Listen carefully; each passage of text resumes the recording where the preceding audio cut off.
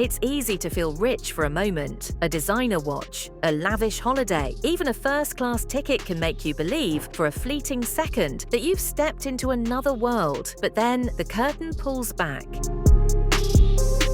Because there's rich, and then there's royal, and at 40,000 feet above the desert, there's a palace soaring through the skies so outrageously opulent, so absurdly customized, it makes ground-bound luxury look like peasantry. This isn't a story about a plane, it's about power, and how when you grow up knowing you'll never hear the word no, the sky isn't the limit. It's just another floor in your mansion. You're looking at the Airbus A380, the largest passenger aircraft ever made. A double-decker behemoth capable of carrying 850 people, but in this version, just 12 seats, and 2 horses. Yes, horses, mid-air, because when you're Saudi royalty, your needs aren't defined by logic, they're defined by legacy. Now imagine this, a $500 million aircraft, retrofitted not just for relaxation, but for domination. The entrance glides open, not with a mechanical whine, but with the softness of an invitation. The floor beneath your shoes isn't metal, it's imported Carrara marble flown in from Italy, custom cut to reduce weight,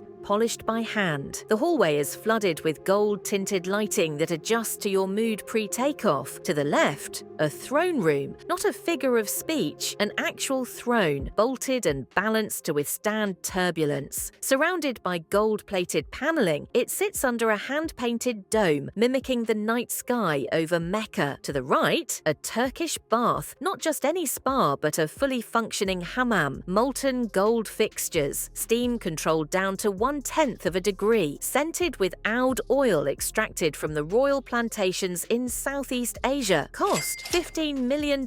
Further in, an in-flight concert hall, acoustically engineered to perform with live string quartets. Rumor has it that a prominent European orchestra was once flown on board for a private cello performance, mid-flight, over the Mediterranean. Everywhere you look, there's a detail that defies reason. Custom silk drapes embroidered with the family crest. Air vents designed by Rolls-Royce, hand-blown Murano chandeliers, yes, chandeliers, suspended in zero-vibration harnesses to ensure stability. And right beneath where most airlines store cargo, a 2-car garage, equipped not with folding bikes or trolleys, but with 2 cars, one Rolls, one Maybach, modified to withstand the air pressure at cruising altitude. But none of that is what makes it truly unforgettable. What makes it surreal is that even the animals on board live better than 99% of the people on Earth. Imported Arabian horses, flown in climate-controlled stables, equipped with shock-absorbent flooring. The stalls have blackout drapes for stress regulation and an air purification system, separate from the main cabin, that filters desert particles at a microscopic level, because when your bloodline traces back to empires, even your horses fly first class. Now stop, because this isn't some fever dream of luxury. It's real, and more importantly, it's intentional. This aircraft wasn't just built to move royalty across continents, it was built to make a point that everything, time, space, gravity, can be bent, customized, and bought if you're wealthy enough. The man behind the jet, a prince whose name you won't always see in public records, but whose reach,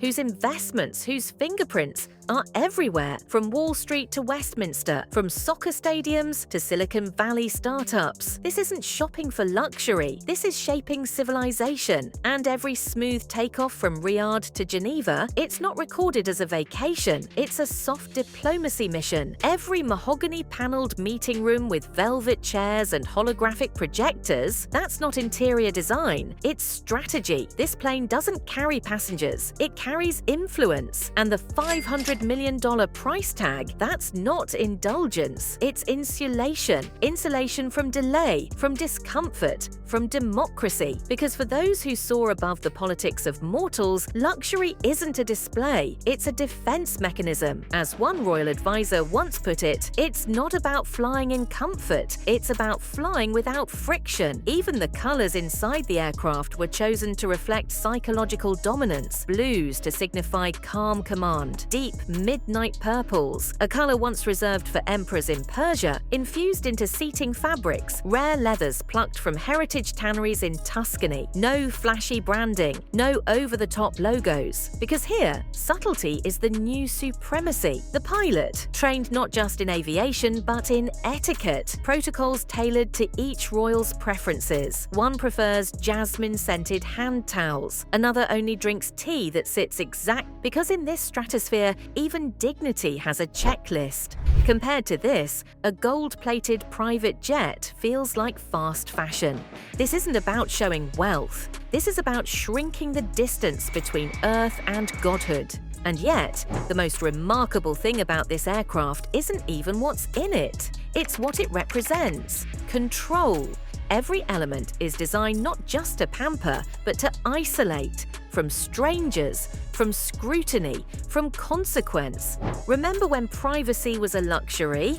Here, it's standard. You don't avoid paparazzi. You preclude their existence by operating on your own aerial time zone, independent air traffic corridors, military-grade communication jamming, signal reroutes.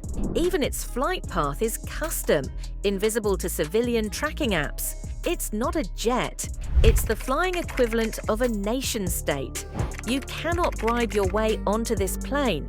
You cannot rent it, tour it, or charter it. There are no influencers, no TikToks, no product placements. Because for the few that can afford it, exposure is failure. This is the final form of exclusivity, not flashy, not loud, absolute. You might be wondering, why go this far? Why turn an aircraft into a sky palace dripping in Italian marble and custom Arabian wood? Is it ego? Vanity? Not quite. It's legacy. In a world where status symbols constantly evolve, from gold watches to digital wallets, NFT apes to private submersibles, true elites need permanence. And there's nothing more permanent than rewriting the very way you move through the world. That's the point. When a country is your inheritance and your name is backed by petrodollars and sovereign funds, privacy, scale, and spectacle become your grammar. Every inch of this aircraft tells a story not just of luxury, but of separation. Not from comfort, but from you, from us. From the idea that we're all playing the same game. We're not. Because while some of us are choosing seat 18A over 18C, somewhere over the clouds, a prince is sitting on a throne, sipping century-aged saffron tea, while his horses, with better climate control than our living rooms, prepare for touching down on a private tarmac known only to 5 people on Earth. Even the laws shift at altitude.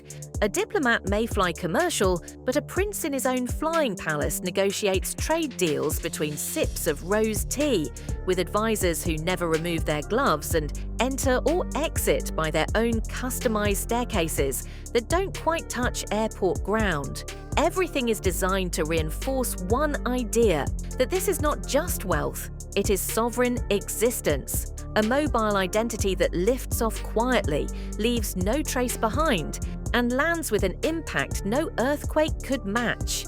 It's reality, but only for a few. For the rest of us, the seatbelt sign is still on.